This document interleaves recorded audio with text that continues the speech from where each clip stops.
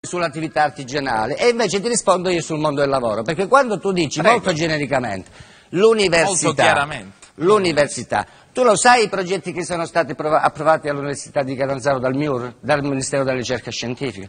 Li sai? Prego. Ti sei informato? Ma lei parli, adesso vuole parlare. Siccome tu parli di lavoro, li sai? Io ancora non ho sentito un'idea, Abramo. Li sai? Comincia a fare delle idee, come la pensa lei? Li sai? Mi dica le sue idee, No, perché io ne ho citate molte. Non lo so, quindi... non lo so.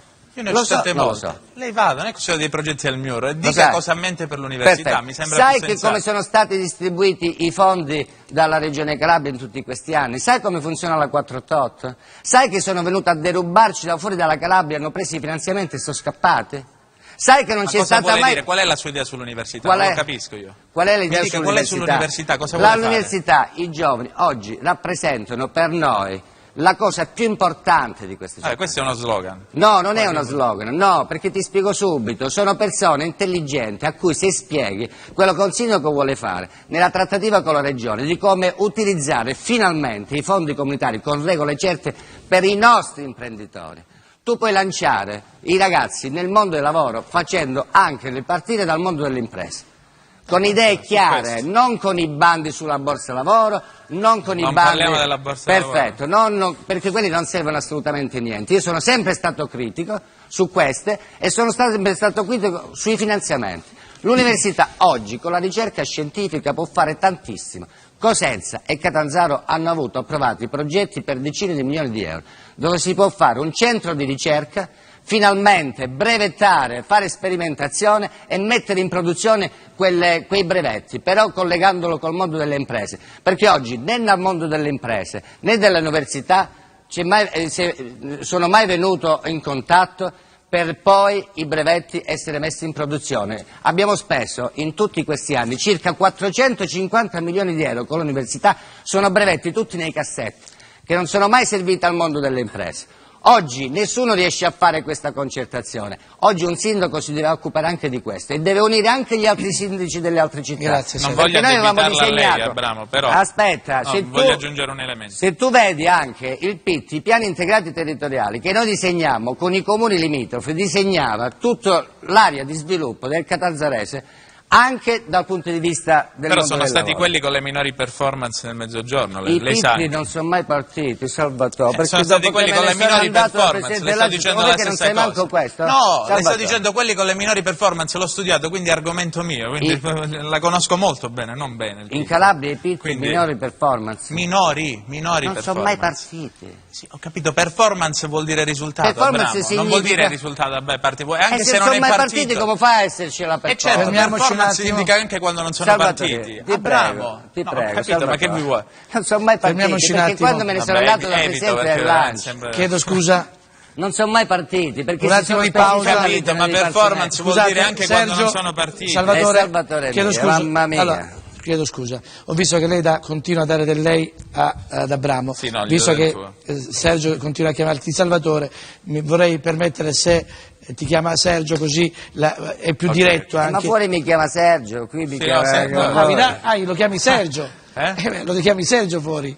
Ma ci siamo incontrati, forse sì, non so. Va bene, Okay, lo chiamerò Sergio. Perfetto, così è più diretto.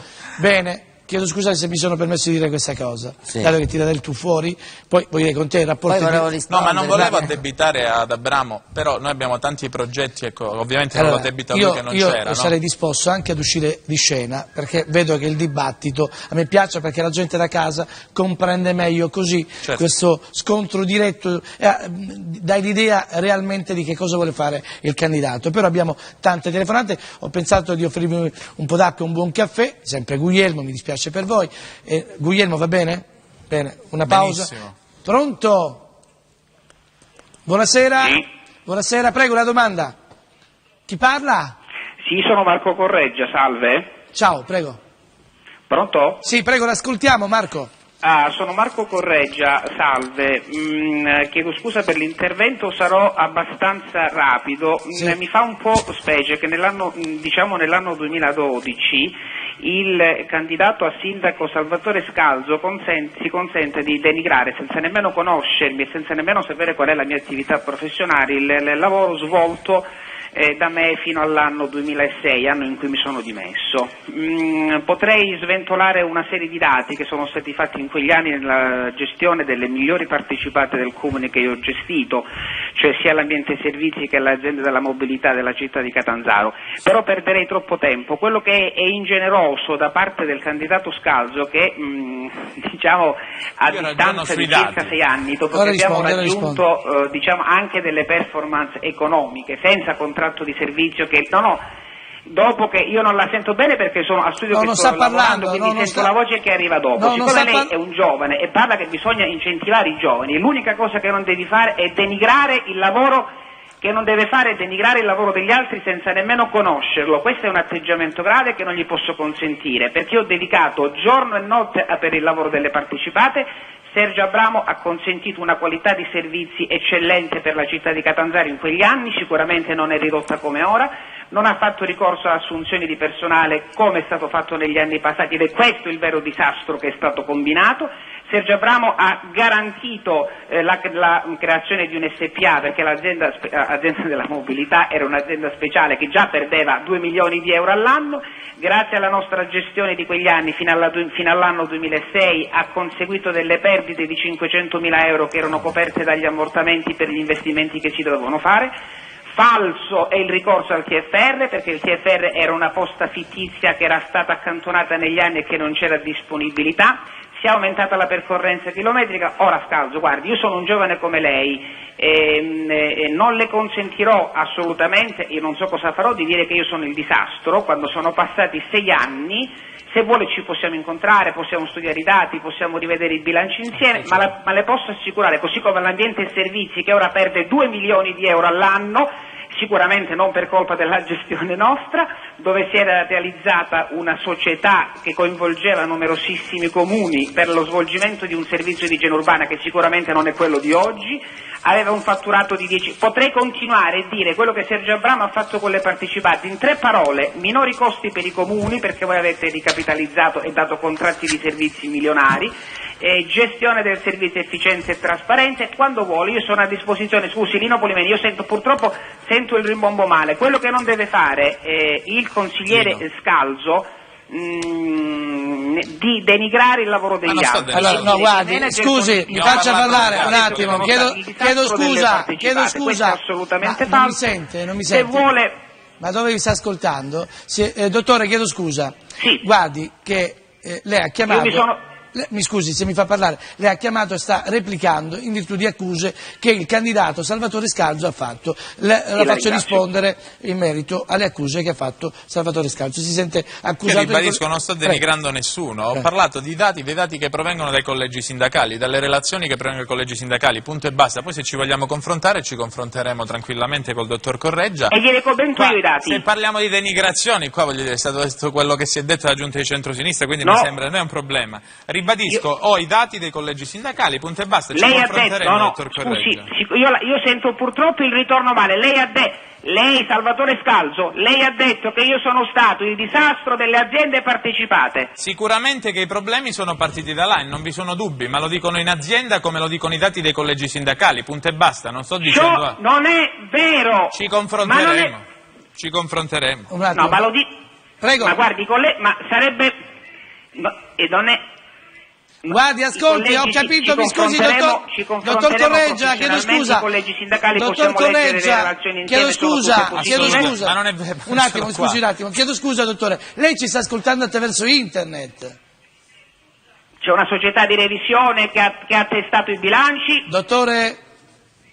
Sì, purtroppo sì. Ecco, lei c'ha il ritardo di 10 secondi, quindi gli arriva dopo la risposta. Quindi è normale che ha questo problema. La prego, questo confronto eventualmente...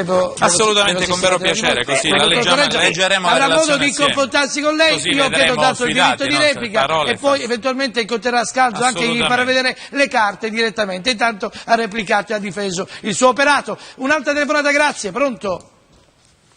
Pronto? Pronto? Buonasera, da dove chiama, signora?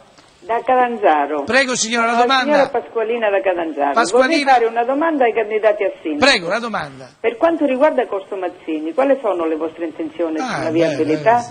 Corso Cioè, Mezzi. mi spiego meglio, se lo volete lasciare così com'è oggi, ovvero aperto al traffico con i parcheggi lungo tutto il corso con le strisce blu, o chiuso come isola pedonale. Vorrei una risposta ben precisa e chiara da tutte e due. Grazie. Facciamo un'altra telefonata e poi facciamo una pausa pubblicitaria, che ci sono quelli che ci sostengono e vi sostengono. Rispondiamo dopo poi. Sì. Pronto? Pronto? Buonasera, chi è lei? Sono Saverio Viscomi, da Catanzaro Lido. Si chiama come? Saverio Viscomi. Prego signor Saverio, prego. Allora, io volevo dire questo, volevo fare una domanda ad ambedue i candidati. Sì, la domanda. La domanda è questa, è legata al mio lavoro, perché io e mia moglie lavoriamo tutti e due a Fondazione Betania. Ecco. Nota dolente. Allora, la mia domanda è questa, fra un mesetto si va a votare, a maggio si deve andare a votare. 6 e 7 maggio, giusto? Si vota, ecco, 6 e 7 a votare, ecco. Da noi, cioè per noi, da qui a maggio la situazione non è che va a migliorare, resta sempre la stessa, anzi andrà sempre a peggiorare. Ora, il mio bilancio familiare è perennemente sotto zero, nel senso che io ho un bilancio familiare che è di meno 5.000 euro al mese, da 2 anni a sta parte. E 430 lavoratori di Fondazione Betania, quasi tutti residenti a Catanzaro, a questo punto me lo chiedo sia per me sia per i lavoratori di Fondazione Betania, perché dovrebbero andare a votare a queste elezioni? Grazie della domanda. Perché dovrebbero andare a votare? Grazie della domanda. Sono 400, quanti dipendenti? 39? 400, più di 400. 500, se calcolate che 400 persone, una famiglia, un nucleo, mediamente ci sono 4 persone. Sono 2000 voti. Sono 2000 voti, Attenzione, questi 2000 voti come ve li giocherete? Con 2000 persone, forse più importante dei voti, 2000 persone 2000 che persone, soffrono. un attimo. Il voto purtroppo spesso è uno scambio in merito ai problemi che bisogna rivolgere. Loro hanno un voto che, diciamo, la parte democratica di ognuno di noi, che utilizza il voto se il candidato gli dà una risposta esaustiva al problema che c'è. In ogni caso è la Regione che deve dare delle risposte economiche in merito alle cliniche private, e lo capisco benissimo che qui Scopelliti l'altro giorno ha detto che ci sono stati dei tagli da 40 milioni a 15 milioni di euro. Comprendo che è un fatto regionale, poi eventualmente, però nelle domande che c'è stata la prima domanda di una telespettatrice, dice: noi lavoriamo in una clinica, ha detto una ragazza, quelli che lavorano non percepiscono uno stipendio da 5, 6, un anno, voi candidati a sindaco come ci aiutate, che cosa farete per noi? Ed è importante. Dopo la pubblicità, grazie.